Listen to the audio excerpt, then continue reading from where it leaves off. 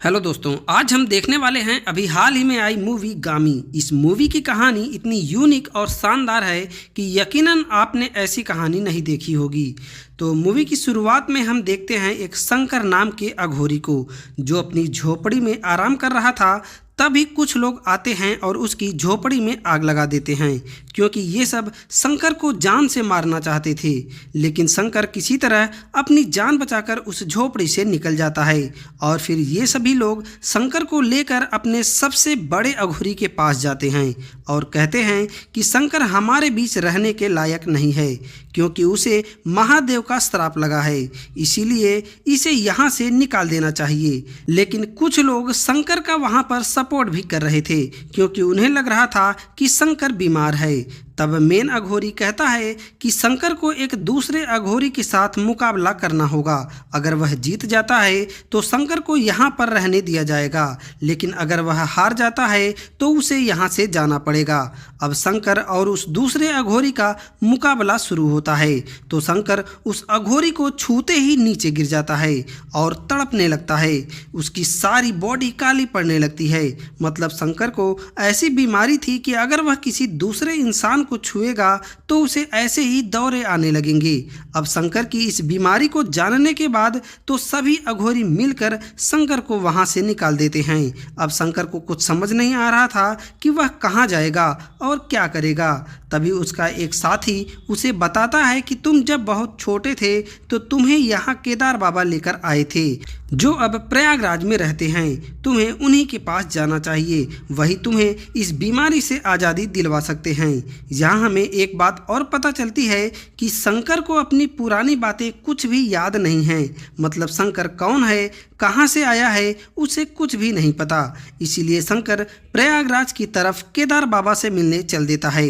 इसके बाद हम इंडिया की एक सीक्रेट सेल को देखते हैं, जहां बहुत सारे लड़कों को कैद करके रखा गया था। तभी वहां एक मिलिट्री ऑफिसर आता है और डॉक्टर बक्सी को डांट कर पूछता है कि अभी और कितना टाइम लगेगा, हमारे पास ज़्यादा वक्त नहीं है, क्योंकि तुम्हारे एक्सपेरिमेंट के लिए अब फंड आना भी बंद हो चुका है। इसलिए अब तुम्हारे पास सिर्फ 3 महीने का समय बचा हुआ है। दरअसल यहाँ पर लड़कों के साथ एक्सपेरिमेंट किया जाता है। इनका मेन ऑब्जेक्ट होता है एक लड़का जिसे B3 कहकर बुलाते हैं, और ये लोग B3 को कुछ तस्वीरें दिखाते हैं, फिर बहुत ही बुरी तरह से करंट के झटका देकर एक्सपेरिमेंट करने लगते हैं।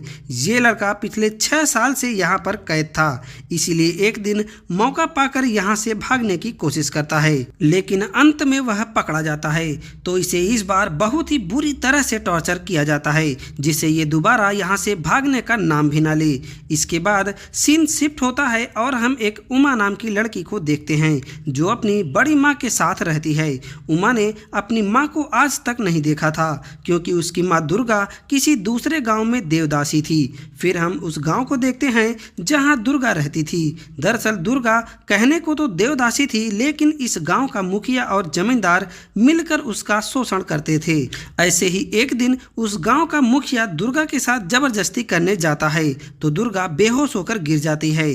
तब मुखिया एक डॉक्टर को बुलाता है और डॉक्टर कहने लगता है कि मुखिया जी, अब हम लोगों को देवदासी चेंज कर देनी चाहिए, क्योंकि अब ये ज़्यादा दिन तक जिंदा नहीं रहेगी। इसीलिए मुखिया को समझ आता है कि अब दुर्गा किसी काम की नहीं है, तो वह कुछ रस्में वगैरह निभाकर दुर्गा को देवदासी से मुक्त कर देता है। दूसरी तरफ शंकर प्रयागराज में अपने केदार बाबा को ढूंढ रहा था और काफ़ी ढूंढने के बाद उसे केदार बाबा के आश्रम का पता मिल जाता है। लेकिन जब शंकर आश्रम में पहुंचता है तो पता चलता है कि केदार बाबा 2 साल पहले ही भगवान को प्यारे हो चुके थे। अब उदास होकर शंकर वापस चल देता है। तभी उस आश्रम का एक दूसरा बाबा शंकर को देखकर पहचान जाता है और वह बताता है कि केदार बाबा तुम्हारे बारे में सब कुछ बता चुके हैं और तुम्हारी बीमारी का हल भी निकाल चुके हैं। फिर वो दूसरा बाबा शंकर को एक मैप देता है और बताता है कि तुम्हें हिमालय पर जाना होगा, क्योंकि इस साल हिमालय पर एक मैजिकल मशरूम निकलने वाला है, जिसमें से रोशनी निकलती रहेगी।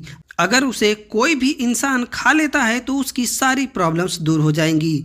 अब तुम्हारे पास सिर्फ 1 महीने बचे हुए हैं। अगर तुम 1 महीने में वो मशरूम नहीं हासिल कर पाओगे तो फिर तुम्हें 36 साल तक वेट करना पड़ेगा, क्योंकि वो मैजिकल मशरूम 36 साल में एक बार ही निकलते हैं। तभी शंकर को पता नहीं क्या होने लगता है और उसका सिर चकराने लगता है। साथ ही उसे विजन दिखने लगता है जिसमें वो लैब वाला लड़का दिखाई देता है और वह शंकर से मदद मांग रहा था। अब इसके बाद सीन उस लड़के के पास शिफ्ट होता है जहां रोज रोज के टॉर्चर से वो लड़का इतना परेशान हो चुका था कि सुसाइड करने का निर्णय लेता है।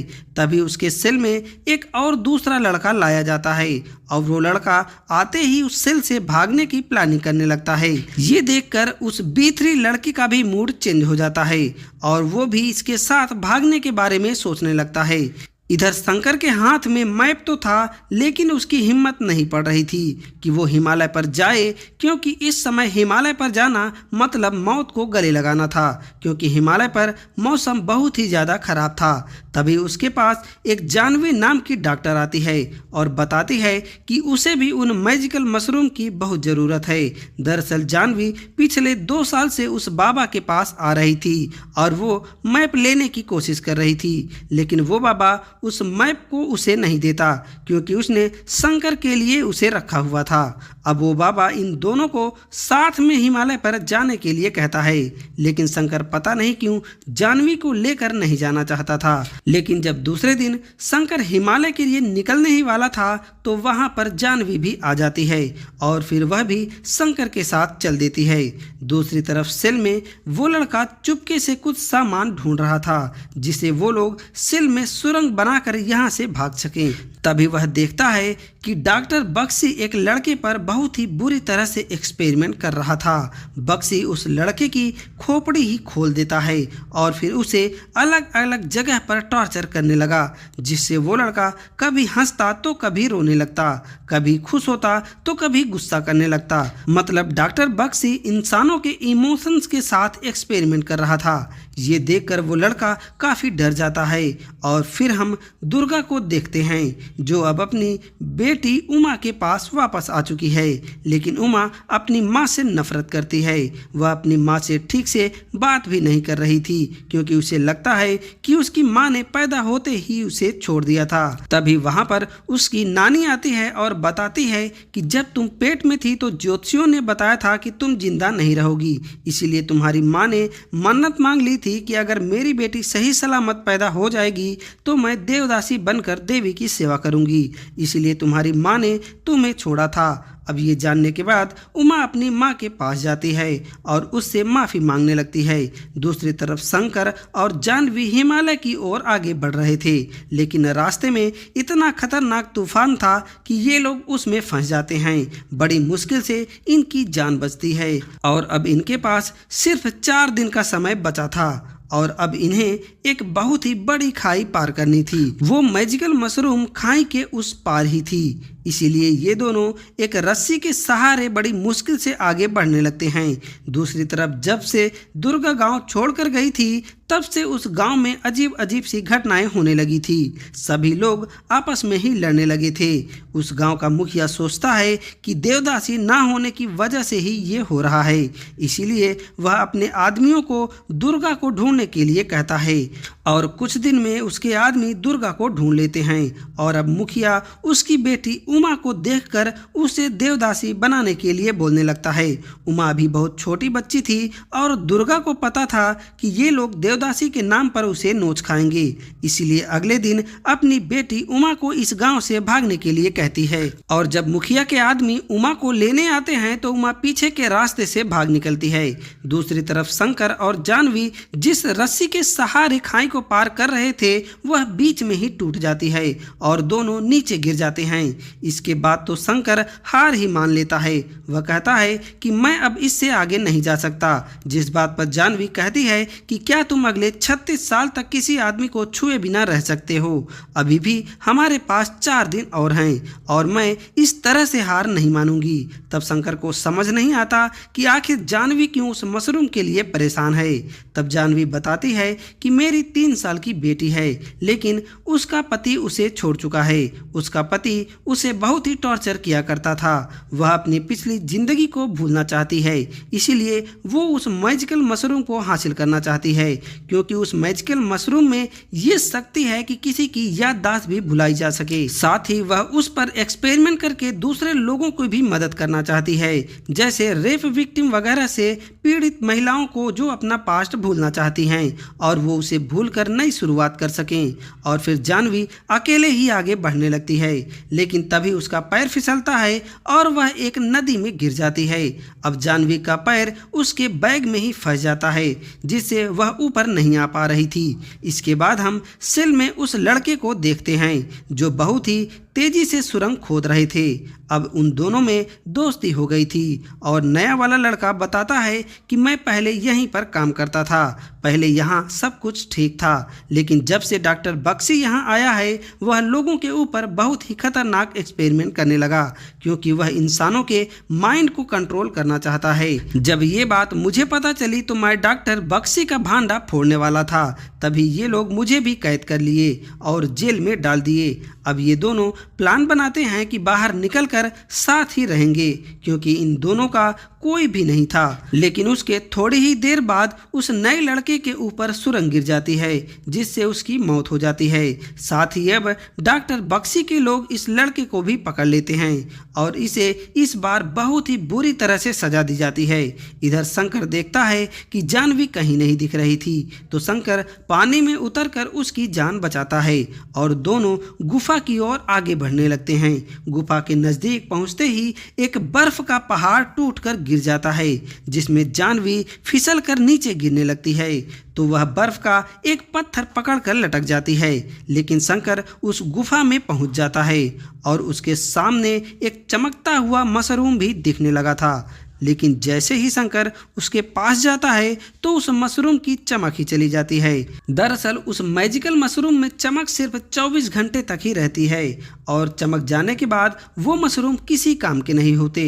इधर जानवी लटकी हुई थी और अब उसका हाथ छूटने ही वाला था, तभी शंकर आकर उसे पकड़ लेता है और शंकर जानवी को जैसे ही टच करता है उसे फिर से दौरे आने लगते हैं। उसकी सारी शरीर काली पड़ने लगती है, जिससे वो दोनों उस पहाड़ी से नीचे गिर जाते हैं। अब हम उमा को देखते हैं जो मुखिया के लोगों से डर कर भाग रही थी, लेकिन बस स्टॉप पर उसे मुखिया के लोग पकड़ लेते हैं और फिर मुखिया उसे बहुत ही मारता पीटता है। फिर उसे देवदासी बनाने के लिए सारी रस्में वगैरह करता है और फिर अंत में उसे देवदासी बना देता है। अब इसके कुछ ही देर बाद मुखिया एक आदमी को उमा के पास भेजता है और वो आदमी उमा के साथ जबरदस्ती करने लगता है, लेकिन जैसे ही वह उमा के कपड़े खोलता है तो डर कर भाग जाता है। अब मुखिया आकर उमा को देखता है तो गुस्से में उसे कैरोसिन मांगता है और कहता है कि मैं इस लड़की को जला दूंगा। तभी वहां उसका बेटा और एक डॉक्टर आते हैं।